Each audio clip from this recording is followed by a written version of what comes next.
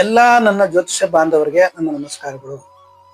ನಮ್ಮ ಜ್ಯೋತಿಷಾಸ್ತ್ರದಲ್ಲಿ 9 ಗ್ರಹಗಳಿದೆ, 27 ನಕ್ಷತ್ರಗಳಿದೆ, 12 ರಾಶಿ ಇದೆ. ಇದನ್ನ ವಿಂಗಡಣೆ ಮಾಡುವಾಗ ಬ್ರಹ್ಮದೇವರು ಒಂದು ಈಸಿ ಆಗ್ಲಿ ಅಂತ ನಮ್ಗೆ ಯಾವ ಆಧಿಪತ್ಯಗಳು ಎಲ್ಲೆಲ್ಲಿದೆ ಅನ್ನೋದು ನಮ್ಗೆ ಗೊತ್ತಾಗ್ಬೇಕಂತ ಅಂದಾಗ ನಮ್ಮ ಗುರುಗಳು ನನಗೆ ಹೇಳ್ಕೊಳ್ತಾ ರೀತಿ ನಾನು ಇದನ್ನ ನಿಮ್ಗೆ ತೋರಿಸ್ಕೊಡ್ತೀನಿ. ಬ್ರಹ್ಮದೇವರು ನಾನು ಅವಾಗಲೇ ಹೇಳ್ದಾಗೆ ನವಗ್ರಹಗಳನ್ನ ಎಲ್ಲೆಲ್ಲಿ ಸ್ಥಾಪನೆ ಮಾಡ್ಬೇಕು ಅಂತ ಬಂದಾಗ ಅಲ್ಲಿ ಬ್ರಹ್ಮದೇವರು ಏನ್ ಮಾಡಿದ್ರು, ಫಸ್ಟ್ ಒಬ್ಬ ರಾಜನನ್ನ ನೇಮಕ ಮಾಡಿದ್ರು. ಇದೇ ರವಿ, ಇದು ಸಿಂಹ ರಾಶಿ, ಶಾರ್ಟ್ ಫಾರ್ಮ್ ಅಲ್ಲಿ ಬರಿತಾ ಇದೀನಿ, ಸಿಂಹ ರಾಶಿ. ಓಕೆ, ಇವಾಗ ರಾಜ ರಾಜ ಆದ್ಮೇಲೆ ಇದಕ್ಕೆ ರಾಣಿ ಅಂತ ಒಬ್ರು ಬರ್ಬೇಕು. ರಾಜ ಒಬ್ಬೊಬ್ರಿಗೆ ಏನ್ ಮಾಡಕ್ಕಾಗಲ್ವೇ, ಅದಕ್ಕೆ ರಾಣಿನ ನೇಮಕ ಮಾಡಿದ್ರು. ರಾಣಿನ ಚಂದ್ರ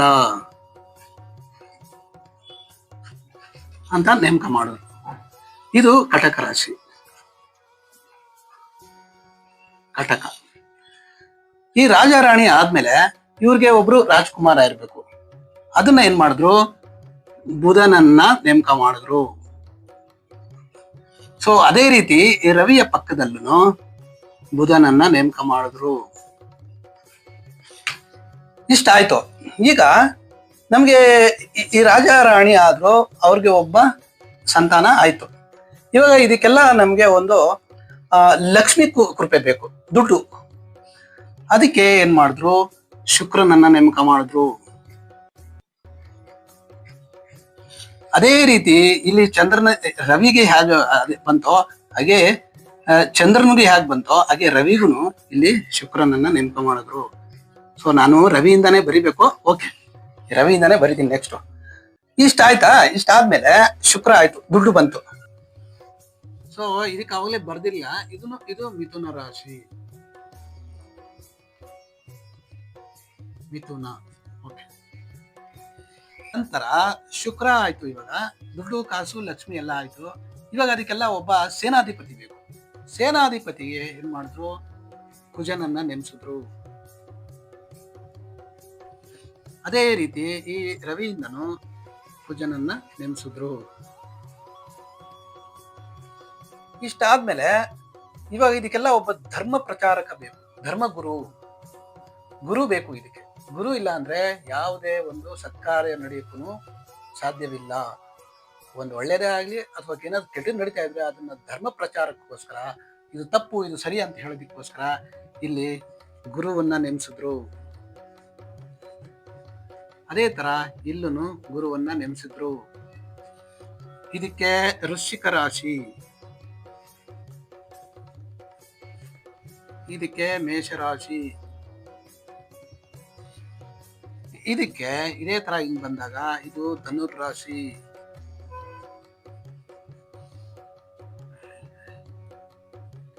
ಇದು ಮೀನರಾಶಿ. ಈಗ ಇದೆಲ್ಲ ಆದ್ಮೇಲೆ ಇವಾಗ ನಮ್ಗೆ ಎಲ್ಲಾನು ಆಯ್ತು. ಇವಾಗ ದುಡಿಯಕ್ಕೆ, ಈ ದುಡಿದು ಕೆಲಸ ಮಾಡಕ್ಕೆ ಆಳು ಕಾಳು ಎಲ್ಲಾರು ಬೇಕು. ಕರ್ಮ, ಒಂದು ಕೆಲಸ ಮಾಡ್ಬೇಕಂದ್ರೆ, ಏನಾದ್ರೂ ಒಂದು ಆಕ್ಟಿವಿಟಿ ನಡಿಬೇಕಂದ್ರೆ ಅಲ್ಲಿ ಒಂದು ಕೆಲಸ ಅಂತ ನಡಿಬೇಕು, ಆಕ್ಷನ್. ಇವಾಗ ಇವರು ರವಿ, ಇವ್ರು ರಾಜ, ಇವ್ರೇನ್ ಕೆಲಸ ಮಾಡಲ್ಲ, ರಾಣಿನೂ ಕೆಲಸ ಮಾಡಲ್ಲ, ಈ ಬುಧ ರಾಜ್ಕುಮಾರನು ಕೆಲಸ ಮಾಡಲ್ಲ, ಈ ಶುಕ್ರ ಇವರೆಲ್ಲ ಏನ್ ಮಾಡ್ತಾರೆ, ಇವರೆಲ್ಲ ಏನು ಲಕ್ಷ್ಮೀ ಕಾರಕರು, ದುಡ್ಡು ಕೊಡ್ತಾರೆ, ಇವರು ಸೇನಾಧಿಪತಿ ಆಗಿರ್ತಾರೆ. ಇಲ್ಲಿ ಗುರು ಎಲ್ಲ ಧರ್ಮ ಪ್ರಚಾರ ಮಾಡ್ತಾರೆ. ಇಲ್ಲಿ ಏನಾಯ್ತು, ಇಲ್ಲಿ ಶನಿಯನ್ನ ನೇಮಿಸಿದ್ರು. ಅದೇ ತರ ಇಲ್ಲೂ ಶನಿಯನ್ನ ನೇಮಿಸಿದ್ರು.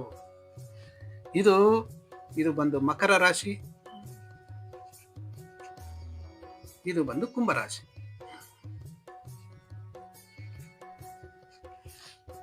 ಈ ತರ ನಮ್ಮ ಜೋಡಿಯಾಕು 12 ರಾಶಿಗೆ 9 ಗ್ರಹಗಳನ್ನ ನೇಮಿಸಿದ್ರು. ಕಾಲಪುರುಷನ ರಾಶಿ. ನಾವು ಜನನವಾದಾಗ, ಯಾವುದೇ ಒಂದು ವ್ಯಕ್ತಿ ಜನನವಾದಾಗ ಅಲ್ಲಿ ಒಂದು ರಾಶಿ ಅಂತ ಇರುತ್ತೆ.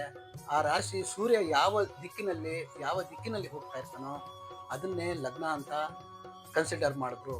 ಮತ್ತೆ ಚಂದ್ರ ಒಂದಿನಕ್ಕೆ ಒಂದೊಂದು ನಕ್ಷತ್ರದಲ್ಲಿ ಚಲಿಸ್ತಾನೆ. ಚಂದ್ರ ಯಾವ ನಕ್ಷತ್ರದಲ್ಲಿ ಇರ್ತಾನೋ ಆ ನಕ್ಷತ್ರನ ಅಲ್ಲಿ ನಮೂದಿಸ್ತಾರೆ. ಇವಾಗ ಇದೆಲ್ಲ ನಾವು ಮಾಡಿದಾಗ ಒಂದು ಜನ್ಮ ಕುಂಡಲಿ ಬಂದ್ಬಿಡ್ತು. ಆ ಜನ್ಮ ಕುಂಡಲಿಯಲ್ಲಿ ನಮಗೆ ಯಾವ ಯೋಗದಲ್ಲಿ ನಾವು ಹುಟ್ಟಿದ್ದೀವಿ, ಯಾವ ದಿನ ಹುಟ್ಟಿದ್ದೀವಿ, ಯಾವ ತಿಥಿಯಲ್ಲಿ ಹುಟ್ಟಿದ್ದೀವಿ, ಆ ವಾರಾಧಿಪತಿ ಈ ನಮ್ಮ ಚಾರ್ಟಲ್ಲಿ, ನೇಟಲ್ ಚಾರ್ಟಲ್ಲಿ ಎಲ್ಲಿದ್ದಾನೆ, ಮತ್ತೆ ತಿಥಿ ಅಧಿಪತಿನೂ ಇರ್ತಾರೆ, ಅವ್ರು ಎಲ್ಲಿದ್ದಾರೆ. ಮತ್ತೆ ನಾನು ಅವಾಗಲೇ ಒಂದ್ಸಲ ಇದಕ್ಕೆ ಮುಂಚೆ ಎಲ್ಲ ವಿಡಿಯೋ ಮಾಡಿದ್ದೆ, ಯಾವ್ಯಾವ ಯೋಗದಲ್ಲಿ ಹುಟ್ಟಿದ್ದಾರೆ, ಧನಯೋಗ ಇದೆಯಾ, ದಾರಿದ್ರ್ಯ ಯೋಗ ಇದೆಯಾ, ಮತ್ತೆ ಈ ದೊಡ್ಡ ದೊಡ್ಡ ಯೋಗಗಳಿದೆಯಲ್ಲ, ಪಂಚಮಹಾಪುರುಷ ಯೋಗ, ಇಂಥದೆಲ್ಲ ದೊಡ್ಡ ದೊಡ್ಡ ಯೋಗಗಳಲ್ಲಿ ಯಾವ್ದಾದ್ರು ಹುಟ್ಟಿದ್ರೆ ಆ ಯೋಗನೇ ಅವ್ರಿಗೆ ಜೀವನ ಪರ್ಯಂತ ಅವ್ರಿಗೆ ಮುಂದೆ ತರುತ್ತೆ, ಉನ್ನತಿ ಕಾಣ್ತಾರೆ, ಜೀವನದಲ್ಲಿ ಮುಂದೆ ಬರೋಕ್ಕೆ ಸಾಧ್ಯವಾಗುತ್ತೆ. ಅದೇ ಏನಾದರೂ ಕೆಲವು ಅವಯೋಗಗಳು ಇದೆ, ಆ ಅವಯೋಗಗಳಲ್ಲಿ ಏನಾದರೂ ಜನ್ಮವಾದರೆ ಅವರು ಜೀವನ ಪೂರ್ತಿ ತೊಂದರೆಗಳನ್ನ ಅನುಭವಿಸ್ಬೇಕಾಗುತ್ತೆ. ಇದ್ರ ಬಗ್ಗೆ ಇನ್ನ ವಿಸ್ತಾರವಾಗಿ ನಾವು ಹೇಳ್ಬೋದು. ಇದನ್ನ ನಾನು ಕೊಟ್ಟಿದ್ದೀನೋ ಇದನ್ನ ಸವಿಸ್ತಾರವಾಗಿ ಹೇಳಿದ್ದೀನಿ. ಇದನ್ನ ಏನಾದ್ರೂ ಜ್ಯೋತಿಷ್ಯ ಬಾಂಧವರು ಜ್ಯೋತಿಷ್ಯನ ಏನೋ ಸ್ವಲ್ಪ ತಿಳ್ಕೊಬೇಕಂದ್ರೆ ಇದನ್ನ ಯಾವಾಗೂ ನೆನಪಲ್ಲಿ ಇಟ್ಕೊಳ್ಬೇಕು. ಇದು ಫಿಕ್ಸ್ಡ್, ಇದು ಫಿಕ್ಸ್ಡ್. ಇಲ್ಲಿ ನಾವು ಹುಟ್ಟಾಗ ಯಾವುದೇ ಒಂದು ರಾಶಿಲಿ ಇವಾಗ ಚಂದ್ರ ಇಲ್ಲಿ ಇದ್ದಾನೆ, ಚಂದ್ರನ ಮನೆ ಇದು, ರವಿ ಮನೆ ಇದು, ಬುಧನ ಮನೆ ಇದು. ಸೊ ಬುಧ ಇಲ್ಲೇ ನಾವು ಹುಟ್ಟಾಗ ಇಲ್ಲೇ ಇರ್ಬೇಕು ಅಂತ ಏನಿಲ್ಲ. ನಾವು ಹುಟ್ಟಾಗ ಇಲ್ಲೂ ಇರ್ಬೋದು, ಅಲ್ಲೂ ಇರ್ಬೋದು, ಎಲ್ಲೂ ಇರ್ಬೋದು. ಬುಧ ಯಾರು? ಬುಧ ಬಂದ್ಬಿಟ್ಟು ಒಂದು ಬುದ್ಧಿಕಾರಕ, ರವಿ ಬಂದು ರಾಜಕಾರಕ ಗ್ರಹ, ಆತ್ಮಕಾರಕ ಗ್ರಹ, ಮತ್ತೆ ಒಂದು ಪ್ರತಿಷ್ಠೆಯ ಕಾರಕ ಗ್ರಹ, ರಾಜಗ್ರಹ. ಒಂದ್ ಎರಡೆರಡು ಮಾತಲ್ಲಿ ನಾನು ಹೇಳಿ ಮುಗಿಸ್ತೀನಿ. ತುಂಬಾ 70-80 ಕಾರಕತ್ವಗಳಿದೆ, ಅಷ್ಟೆಲ್ಲ ಬೇಡ, ಒಂದೊಂದು ಎರಡೆರಡು ಮಾತಲ್ಲಿ ಹೇಳಿ. ಇವಾಗ ಚಂದ್ರ, ಅದೇ ಕಾರಕತ್ವಗಳು ಹೇಳೋದು. ಇವಾಗ ಚಂದ್ರ ಬಂದು ಮಾತೃಕಾರಕ, ಮನೋಕಾರಕ. ಮತ್ತೆ ಅವರು ಜಾತಕದಲ್ಲಿ ಚಂದ್ರ ಚೆನ್ನಾಗಿದ್ರೆ ಅವ್ರು ಯಾವಾಗೂ ಅವರ ಮನಸ್ಥಿತಿ ಮತ್ತೆ ಅವರು ವ್ಯವಹರಿಸೋ ರೀತಿ ಚೆನ್ನಾಗಿರುತ್ತೆ. ಸೊ ಆ ಚಂದ್ರ ಕೆಟ್ರೆ ರವಿ ಆಗ್ಲಿ ಚಂದ್ರ ಆಗ್ಲಿ ಕೆಡಬಾರ್ದು ಜಾತಕದಲ್ಲಿ. ಮತ್ತೆ ಕುಜನೂ ಅಷ್ಟೇನೆ, ಅವನು ಆತುರಕಾರಕ ಕುಜ. ಯಾವುದೇ ಕೆಲಸ ಕೊಟ್ಟರು ಹಿಡಿದ ಕೆಲಸವನ್ನು ಬಹಳ ಬೇಗ ತ್ವರಿತ ಗತಿಯಲ್ಲಿ ಮಾಡುವಂತ ಗ್ರಹ ಕುಜ. ಮತ್ತೆ ಸೇನಾಧಿಪತಿ, ಅವನಿಗೆ ಆತರ ಜಾಸ್ತಿ, ಅವನು ಎಲ್ಲಿ ಕೂತ್ಕೊಂಡಿದ್ದಾನೆ ಅದನ್ನ ನೋಡ್ಬೇಕು. ನೆಕ್ಸ್ಟ್ ಬುಧ, ಕುಜ ಆಯ್ತಲ್ಲ, ಕುಜ. ಮತ್ತೆ ನೆಕ್ಸ್ಟ್ ಬುಧ ಬಂದ್ಬಿಟ್ಟು ವಾಣಿಕಾರಕ ಮತ್ತೆ ಬುದ್ಧಿಕಾರಕ. ನಾವು ಒಳ್ಳೆ ಎಜುಕೇಶನ್ ನಮ್ಗೆ ಬೇಕಂದ್ರೆ, ನಾವು ಒಳ್ಳೆ ಒಂದು ಎಜುಕೇಶನ್ ಅಲ್ಲಿ ಉನ್ನತಿ ಕಾಣ್ಬೇಕಂದ್ರೆ ವಿದ್ಯಾಕಾರಕನಾದ ಬುಧ ಚೆನ್ನಾಗಿರ್ಬೇಕು. ಯಾರ ಜಾತಕದಲ್ಲಿ ಬುಧ ಚೆನ್ನಾಗಿರ್ತಾನೋ ಅವರು ಉನ್ನತ ವಿದ್ಯೆಯನ್ನು ಗಳಿಸಿ ಜೀವನದಲ್ಲಿ ತುಂಬಾ ಮುಂದೆ ಬರ್ತಾರೆ.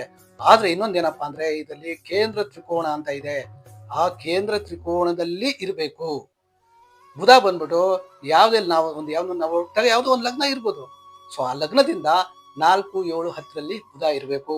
ಅವಾಗ ಅವರು ಉನ್ನತ ವಿದ್ಯೆಯನ್ನು ಕಲಿತಾರೆ, ವಿದ್ಯೆಯಲ್ಲಿ ಒಳ್ಳೆ ಪಾರಂಗತರಾಗ್ತಾರೆ. ಸೊ ನೆಕ್ಸ್ಟ್ ಗುರು ಬಂದು ನಮ್ಮ ಕಾಲಪುರುಷನ ರಾಶಿಯಲ್ಲಿ ಭಾಗ್ಯಾಧಿಪತಿ ಆಗಿದ್ದಾನೆ.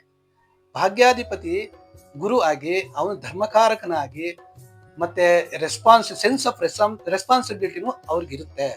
ಗುರು ಎಲ್ಲಿ ಕೂತ್ಕೊಂಡಿದ್ದಾನೆ? ಯಾಕಂದ್ರೆ ಗುರುನೇ ನಮ್ಗೆ ನವಗ್ರಹದಲ್ಲಿ ದೇವರು ಇದ್ದ ಹಾಗೆ. ಸೊ ಅವರು ಅಲ್ಲಿ ಒಳ್ಳೆ ಭಾವದಲ್ಲಿ ಕೂತ್ಕೊಂಡಿರ್ಬೇಕು. ಸರಿ ಆಯ್ತು. ಅದಾದ್ಮೇಲೆ ಶುಕ್ರ ಬಂದು ಲಕ್ಷ್ಮೀಕಾರಕ.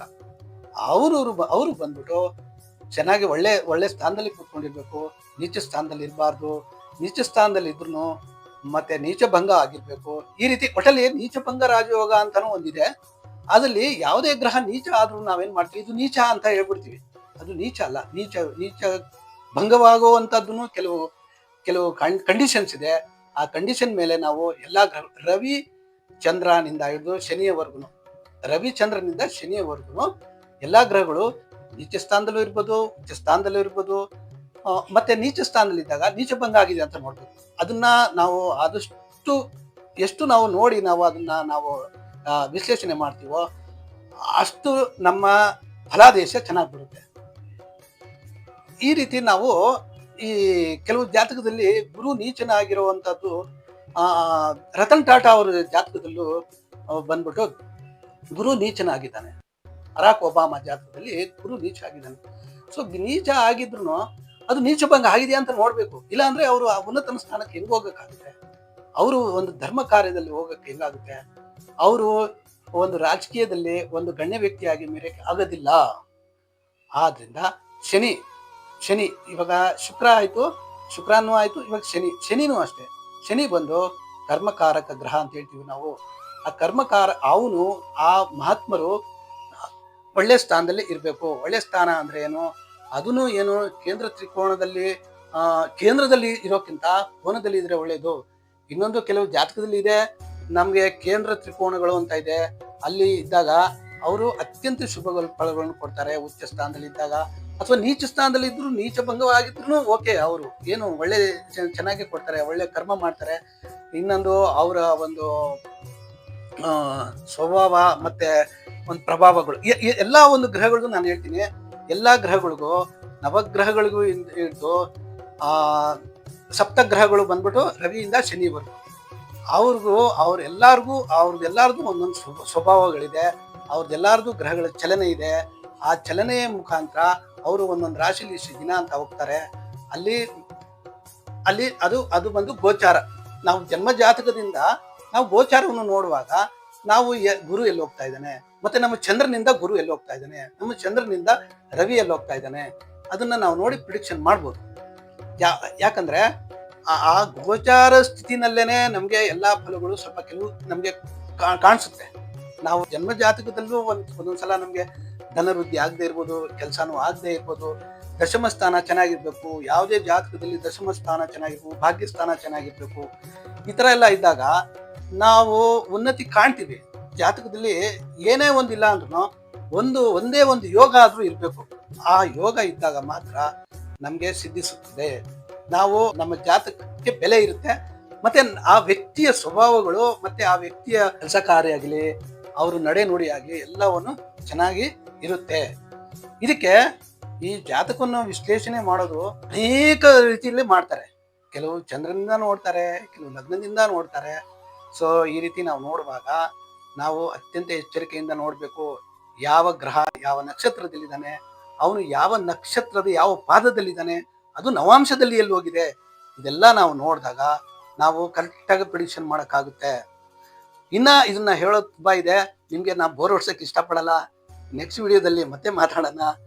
ಮತ್ತೆ ಇವಾಗ ಉಚ್ಚ ಗ್ರಹಗಳು ಮತ್ತೆ ನೀಚ ಗ್ರಹಗಳು, ನೀಚ ಬಂದ ರಾಜಯೋಗಗಳು, ನಾನು ಇದಕ್ಕೆ ಮುಂಚೆ ನಾನು ಏನೇನು ಹೇಳಿದ್ನೋ ಕೆಲವು ಯೋಗಗಳು ಅಂತ ಹೇಳಿದ್ನಲ್ಲ, ಅದೆಲ್ಲ ಇದೆಯಾ? ಯಾವ್ದನ ಒಂದಾದ್ರೂ ಇದ್ರೂ ಪರವಾಗಿಲ್ಲ. ಅವ್ರು ಹೆಂಗಾದ್ರೂ ಆಗಿ ಅವರು ಮೇಲೆ ಹೋಗ್ತಾರೆ, ಜೀವನದಲ್ಲಿ ಉನ್ನತಿ ಕಾಣ್ತಾರೆ. ಯಾವುದೂ ಇಲ್ಲ ಅಂದ್ರೆ ಅಲ್ಲಿ ಸ್ವಲ್ಪ ಕಷ್ಟ ಆಗುತ್ತೆ.